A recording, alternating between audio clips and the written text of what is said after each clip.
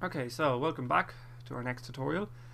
This video is going to deal with the insert method of a URI. So, how do we handle the insert method? Well, what happens is, somewhere in the Android system, not just in your application, but we'll make it so that only your application can access this URI, but somewhere in the Android system, a URI has been called. And it goes, okay, what data do I need? And the URI that was being used to call this one here is passed in here. So this is the URI. So the first thing we're going to need to do is, you know what you think, we're actually going to need to get our database. So db helper dot get writable database. Okay, done. Now we need to create our URI matcher, and we need to make sure that it does this. So we're going to say if URI matcher dot match the URI that's passed in double equals comments.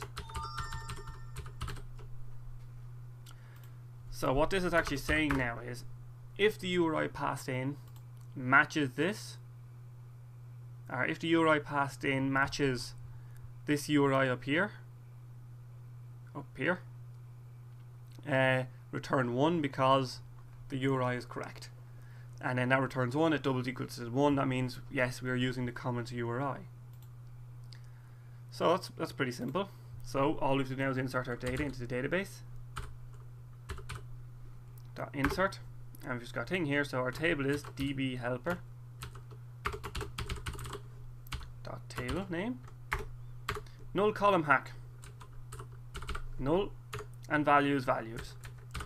So remember we have our values, for content values are being passed in here as well. So basically what's happening is that URI goes, here's a row of values or a package of values, insert those into your database, and here we are. Here we've done.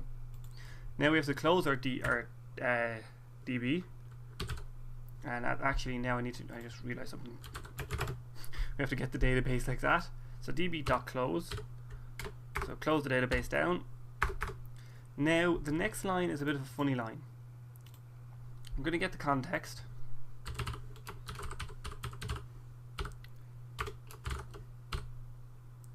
Get content resolver.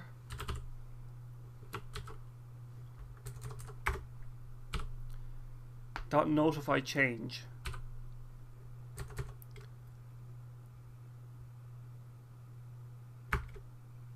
And then the URI and null.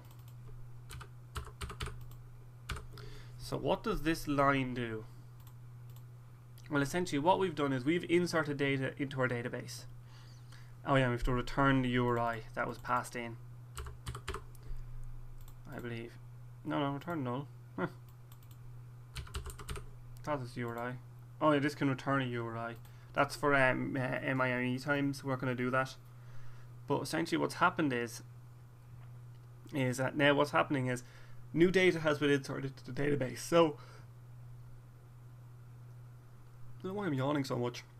So new database has been inserted, or new row of data has been inserted. We need to notify the content provider or the content resolver that the data has been done. We need to reload everything and get going again. And I just clipped the mic, so you might have heard that. So the next method is our query method. In fact, I'll actually end the video here and I'll do the query method in the next video.